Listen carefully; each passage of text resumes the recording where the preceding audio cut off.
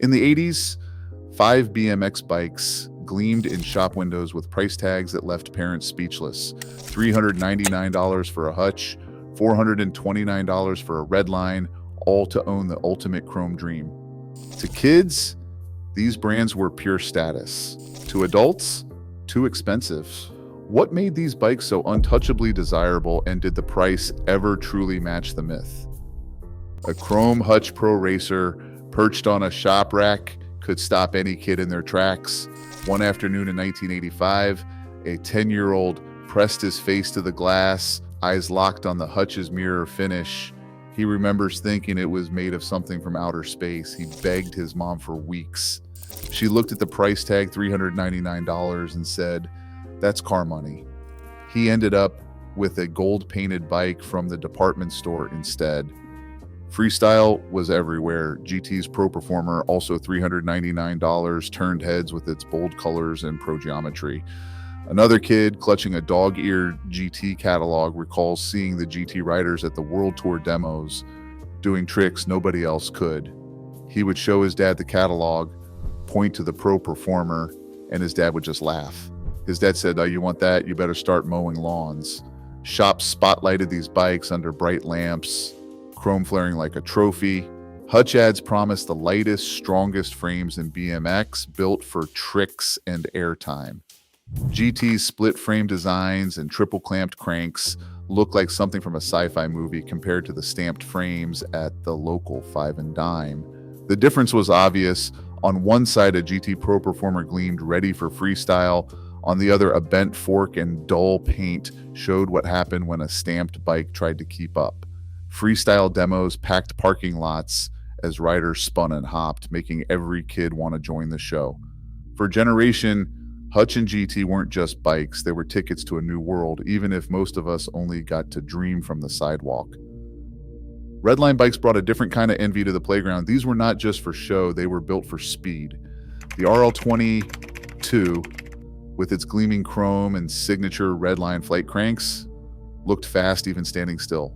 On race day at the local track, you would spot one on the gate and know exactly who to watch. One kid remembers that his friend rolled up on a Redline RL20. The price tag said $429. His dad just shook his head and said that was a month's rent. But that bike was untouchable. With sealed hubs, 3-piece cranks, everything dialed. Redline's reputation came from the track, but their bikes earned respect anywhere wheels touched dirt. Lightweight 6061 aluminum options and bulletproof sealed Odyssey hubs meant less time fixing and more time riding. Every detail felt pro grade, from the clean welds to the way the bars snapped back after a jump. These were not bikes for the neighborhood shortcut, they were for the finish line. Skyway, on the other hand, owned the future. The TA, which stood for totally aerodynamic, looked like it rolled out of a comic book. Mag wheels with no spokes, just solid nylon blades, made every ride feel like a sci-fi chase. One kid still grins thinking about it. Skyway mags, those wheels never bent. His friend's dad called it a spaceship. He wanted one so bad, the sticker said $349, and his mom said that was more than her first car payment. Skyway's tough wheels did not just look wild, they survived crashes that would have folded any stamped steel rim. The TA frame, with its sleek lines and crash-proof design, became a freestyle staple before most kids could even bunny hop. Redline chased the wind, Skyway chased tomorrow. Both left department store bikes in the dust. Mongoose landed in a different spot on the wish list. The Super Goose wasn't as rare as a Hutch or as flashy as a GT, but it had a reputation you could trust and a price tag that made parents pause, not panic. In 1985, the sticker read $359. That was still a big ask, but compared to the $400 and up crowd, it felt almost reasonable. Kids started to see the Super Goose as maybe, just maybe, within reach if they saved hard enough or wore their parents down. Mail order catalogs added to the hope. Flipping through the pages, you'd spot the Super Goose in full chrome, wide tires ready for backyard jumps. It showed up in BMX magazines, and for a lot of us, it was the first time a real pro bike felt like a possibility, at least on paper. Department stores even carried stripped-down Mongoose models, but the Super Goose was the one you'd circle in the catalog, hoping for a miracle at Christmas. The Super Goose even made it to the big screen in 1986, starring alongside crew-cut heroes in the movie Rad. That cemented its legend. For some, the Mongoose became the compromise, better than a department store Huffy. Not quite a Hutch, but something you could actually ride with pride. One kid put it best: I wanted a Redline, but my parents said no way. We settled on a Mongoose. It wasn't my dream bike, but it was the real deal. I rode it until the stickers faded. For a generation, the Super Goose stood for the middle ground, close enough to the dream to keep you pedaling, even if you never quite caught it. On a workbench, a restorer flips a Hutch Pro Racer upside down and points to the tubing. Chromalai, not the heavy heat tensile steel you would find on a department store bike. It is 30% lighter, but it does not flex or crack under pressure.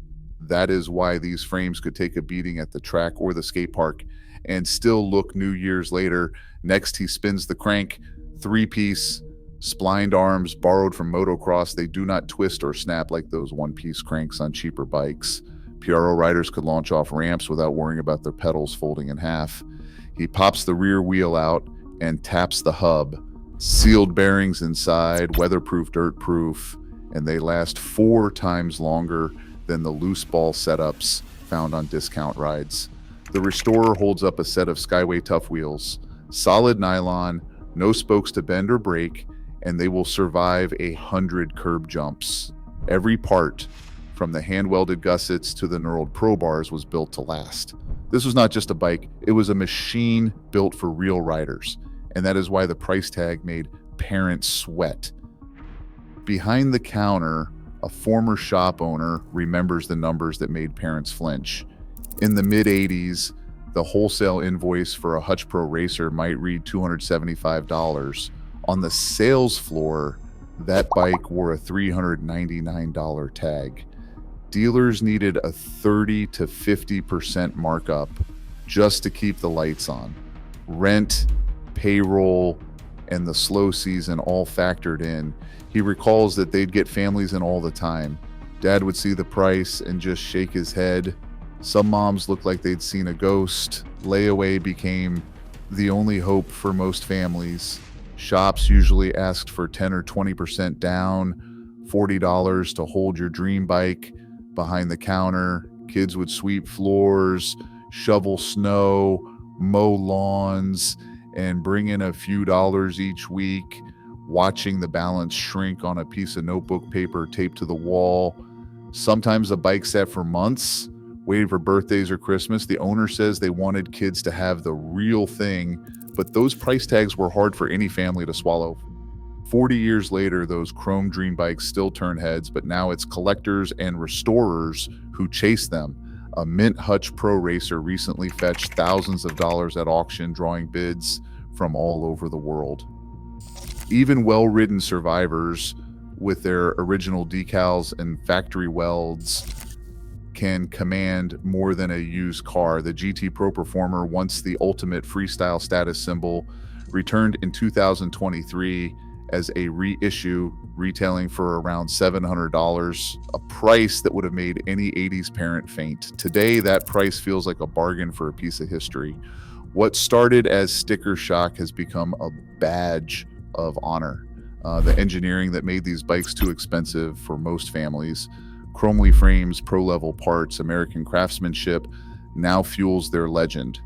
Modern BMX frames still echo those old designs, from the gussets to the geometry, and every new reissue is a nod to the originals that set the standard. A modern rider sums it up. Those bikes weren't just toys, they are heirlooms. Every scuffed pedal and faded sticker tells a story. For the kids who once pressed their faces to the glass, these bikes are more than collectibles. They are a reminder that sometimes the things you can't have stick with you the longest. Today, collectors pay thousands for these chrome icons, proof that value is not just in materials, but in dreams that endure. As nostalgia fuels a booming retro market, the bikes we once begged for now define an era's legacy. Some things were never just too expensive, they were unforgettable. Share your story below.